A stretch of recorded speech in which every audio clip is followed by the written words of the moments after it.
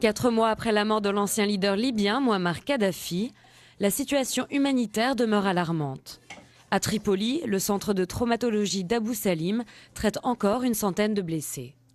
Certains hôpitaux sont tout simplement débordés par l'urgence de la situation. Le centre de traumatologie d'Abou Salim au sud de Tripoli affirme ainsi avoir traité plus de 300 blessés depuis le début des conflits armés dans le pays. Et le bilan est lourd entre séquelles permanentes et patients désormais invalides.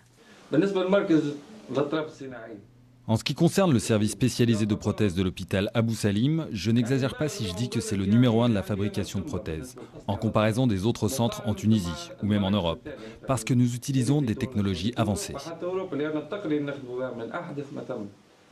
Pourtant, le centre ouvert en 2008 est à la pointe des nouvelles technologies médicales. Doté d'une équipe de chirurgiens prothésistes performants, ce service soigne et équipe en prothèses les mutilés de la guerre.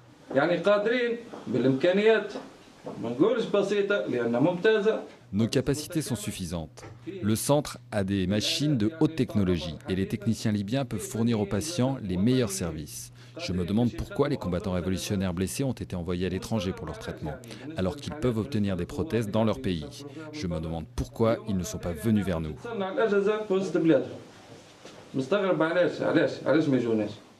Mais le docteur Nouraldine est en colère. La raison de ce mécontentement, le CNT a annoncé la prise en charge totale des frais médicaux pour les insurgés blessés se faisant soigner à l'étranger. Selon ce médecin, les hôpitaux libyens sont parfaitement capables de prendre en charge ces blessés.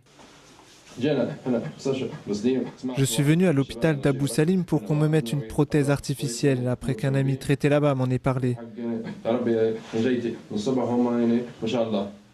En fait, ici, le personnel nous montre son soutien, mais en même temps, j'en appelle au ministère de la Santé pour qu'il s'occupe de nous.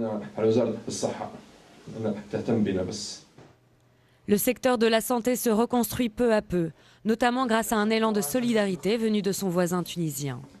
Mais cette question représente l'un des plus importants défis qui devra être relevé par les nouvelles autorités en raison du grand nombre de blessés lors du conflit.